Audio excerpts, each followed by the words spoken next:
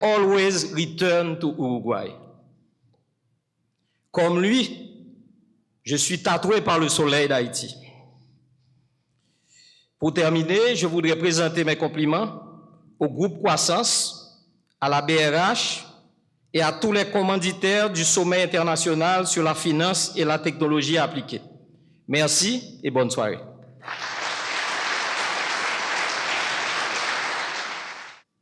Le deuxième lauréat aujourd'hui, donc la Sojibank est bien représentée par son directeur général, M. Claude Pierre-Louis.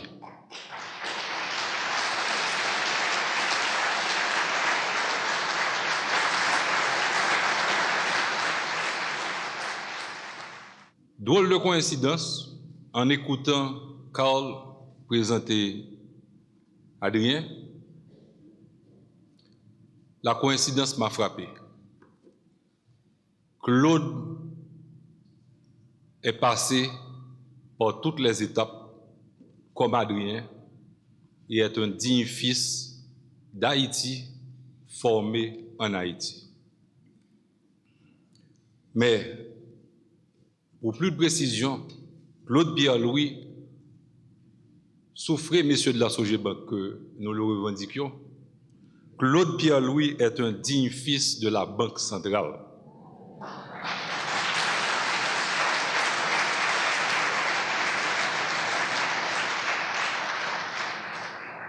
Il commence à la Banque nationale de la République d'Haïti, BNRH, en 1976.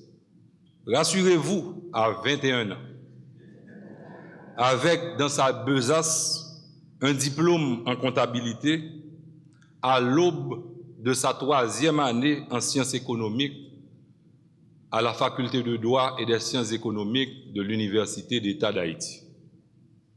2 ans plus tard, détenteur de sa licence en économie, il intègre le département des études économiques de la BRH, nouvellement créé, et se distingue par sa rigueur, son assiduité et son obsession du travail bien fait.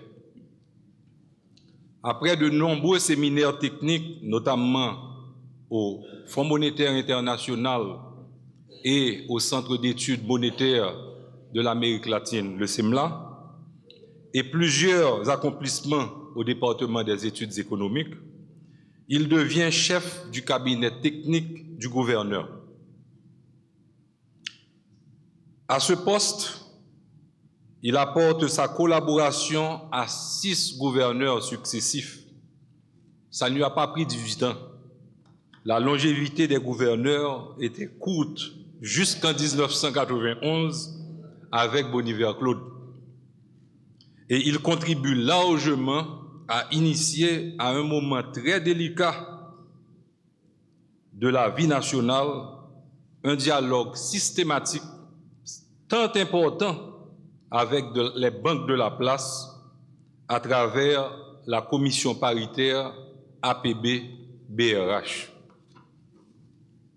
Dans le cadre des efforts de renforcement institutionnel, il est nommé directeur des études économiques en 1995 par le gouverneur Leslie de Latour, après sa maîtrise à Columbia University en gestion de politique économique et un passage d'1 année au Fonds monétaire international. Un personnage prééminent de la Banque centrale. Il est partie prenante de la plupart des questions d'orientation pendant les 12 dernières années qu'il passe au sein de cette institution. Ce qu'il importe de souligner aujourd'hui, ce n'est pas tant les compétences techniques avérées de Claude, que je considère comme l'un des meilleurs spécialistes de l'économie monétaire dans le système financier haïtien, mais son aptitude démontrée tout au long de sa longue carrière à faire face avec pragmatisme, calme et ténacité aux nombreux défis rencontrés sur son chemin. qualités qui lui serviront quand il passe en 1997 dans le privé. Ce ne sont pas ces patrons du groupe Sogebank qui diront le contraire. Claude se distingue d'abord à la direction générale de la Sogebel et devient directeur général de la Sogebank en août 2001. Ce professionnel au caractère bien trempé a su au fil des ans gagner également le respect de ses collègues de l'association professionnelle des banques qui le réalisent systématiquement au sein de leur conseil d'administration depuis bientôt 18 ans. Bourreau de travail, rigoureux, compétent, Claude n'hésite jamais à mouiller sa chemise à chaque fois qu'il le juge nécessaire et représente le modèle de gestionnaire honnête et compétent pour les professionnels qui ont eu l'opportunité de travailler avec lui. Il peut discuter avec candeur et ouverture d'esprit. Bon, il pose toujours des questions candides, mais nous autres du système financier, nous le connaissons assez pour ne pas y ajouter foi. Il peut discuter avec candeur et ouverture d'esprit sans jamais perdre de vue les intérêts de son institution, comme tout bon banquier d'ailleurs. Ce sont ces traits de caractère qui définissent le citoyen et le professionnel et qui expliquent sa réussite tant dans le secteur public que dans le secteur privé. Claude, tu mérites cette distinction que tu reçois ce soir. Et au nom de la Banque centrale et en mon nom propre, je salue ta contribution à l'avancement des questions bancaires, financières et monétaires dans notre pays. Tu n'as pas fini de contribuer. Et nous comptons encore sur toi en ces moments délicats de notre vie économique et financière. Claude, mes félicitations encore pour une distinction hautement méritée. Merci. BRH et le groupe Croissance, Sommet international de la finance, Haïti 2015, 5e édition. La Banque de la République d'Haïti, BRH et groupe Croissance SA. Honneur et mérite à Jean-Marie Claude Pierre-Louis pour son leadership et sa grande contribution au développement du système financier haïtien au cours des 4 dernières décennies. Après tout, c'est à 21 ans dans la banque, mes amis. Port-au-Prince, le 21 avril 2015.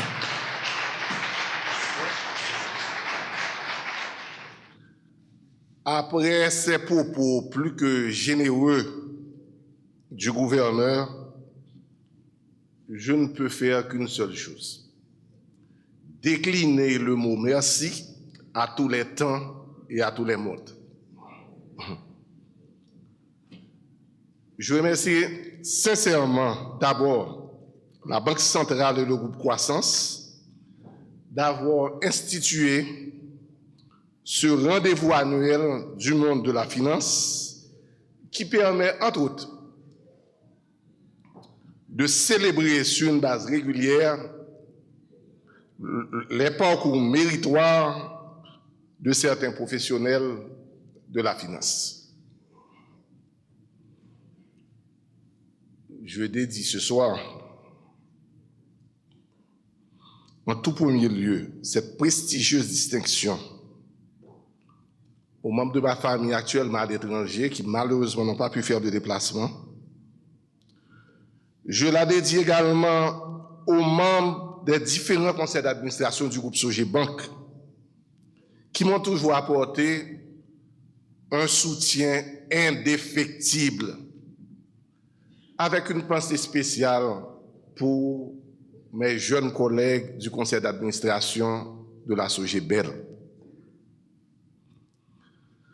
Cette distinction, Je la partage également avec tous mes collègues et collaborateurs du groupe Sogebank, ainsi qu'avec mes anciens collaborateurs et collègues de la Banque centrale qui m'ont toujours témoigné et me témoignent encore beaucoup d'affection.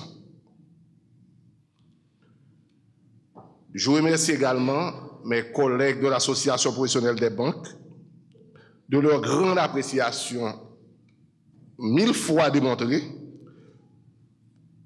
plus spécialement Maxime, j'espère ne pas faire de jaloux, Vladimir et Jacqueline. Chers collègues de l'APB, cette célébration est également la vôtre. L'entrée dans la galerie d'honneur de la finance haïtienne de mon collègue et ami Adrien Castra, à qui je présente mes sincères félicitations.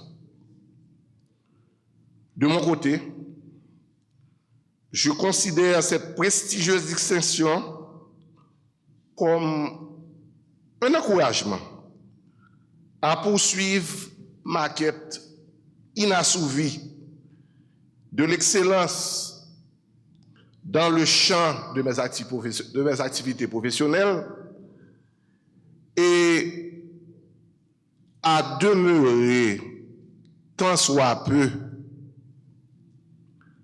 l'avocat opiniâtre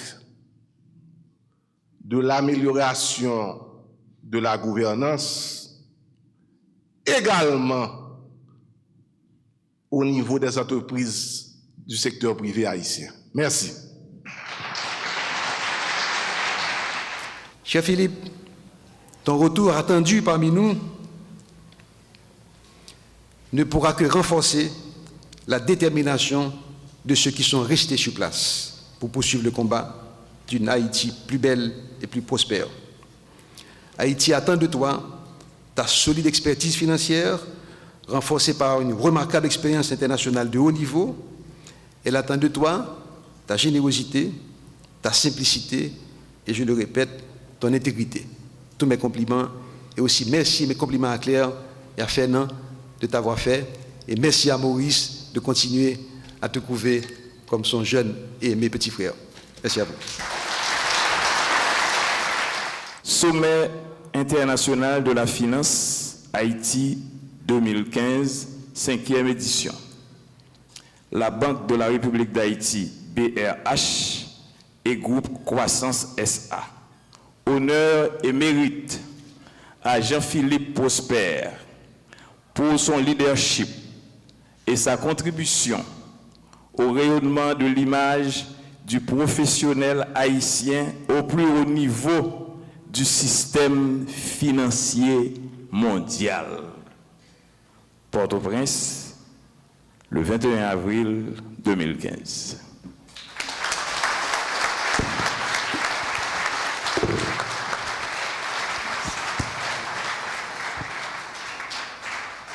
Tout ce que je voudrais dire, c'est peut-être remercier donc d'abord les organisateurs, le Premier ministre et les ministres qui ont voulu nous accompagner ici. Et puis particulièrement remercier les deux femmes les plus importantes de ma vie, sans doute ma mère, qui en fait m'a élevé parce que notre père est mort, j'avais 14 ans, et donc qui a tout fait elle-même, finalement s'est retrouvée seule et n'a jamais failli. Merci maman. Et mon épouse sans doute, qui malheureusement n'a pas pu être là ce soir, Ginette Dessé-Prosper. Merci.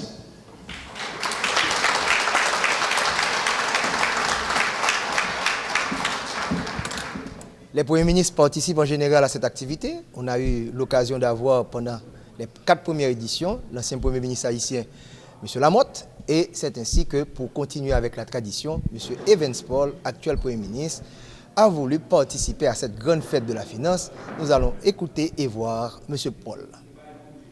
Chers amis, chers compatriotes, le moment est venu pour que nous augmentions la production nationale, pour que nous accumulions plus de richesses et nous exportions plus de biens vers le marché extérieur. Je rêve de voir partout le label fort expressif de Made in Haiti. Plus nous produisons ce que nous consommons, plus nous consolidons notre pays et notre économie. Plus nous produisons ce que les autres marchés veulent de nous, plus nous consoliderons notre pays et notre marché national. Au-delà des biens matériels, devons-nous le rappeler, le meilleur bien que nous, Haïtiens et Haïtiennes, que nous devons exporter aujourd'hui, c'est une bonne image d'Haïti. C'est pourquoi que le gouvernement s'engage à travailler pour réussir de bonnes élections en Haïti au cours de l'année 2015. Pas seulement des élections qu'il faut évaluer et considérer le jour ou les jours des scrutins, mais tout au cours du processus. Nous devons garantir la crédibilité du processus. La crédibilité du processus est indispensable à la crédibilité des résultats. La crédibilité des résultats est nécessaire pour la légitimité des autorités qui sortiront de ces élections. Sachez que cette année, nous aurons à élire 8000 personnes. C'est une opération intense. Et nous avons eu aujourd'hui 121 entités politiques agréées. Je me bats pour diminuer le nombre sans exclure personne. Ce n'est pas un exercice facile, mais mon principe, la facilité est dangereuse.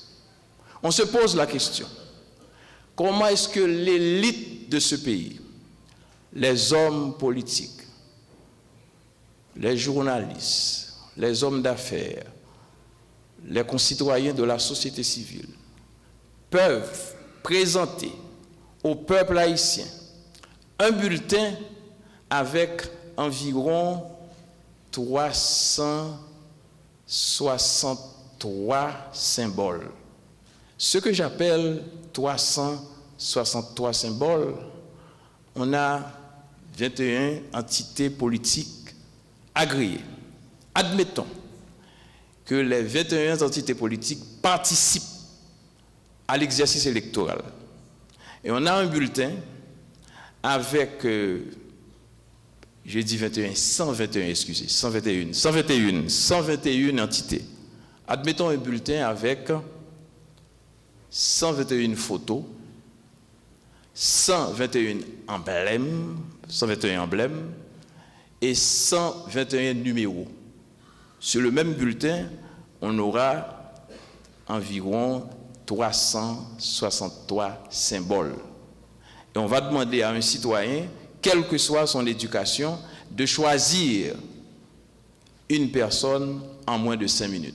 C'est un exercice difficile, pour ne pas dire impossible, même si j'admets que la facilité est dangereuse, mais en ce sens, on ne peut pas jouer la carte de la facilité, il faut jouer la carte de la raison, et en ce sens, je continue le combat pour trouver la formule, le mécanisme qui nous permet de diminuer le nombre sans exclure personne.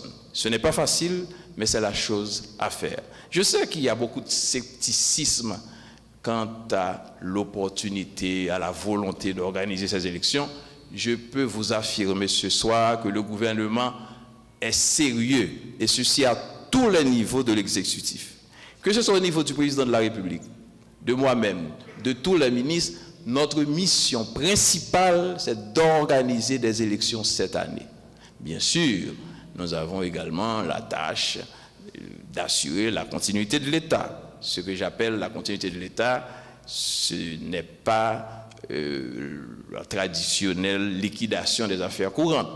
Je vois la continuité de l'État dans la dynamique de ce que je considère comme la permanence de l'État en tant que personne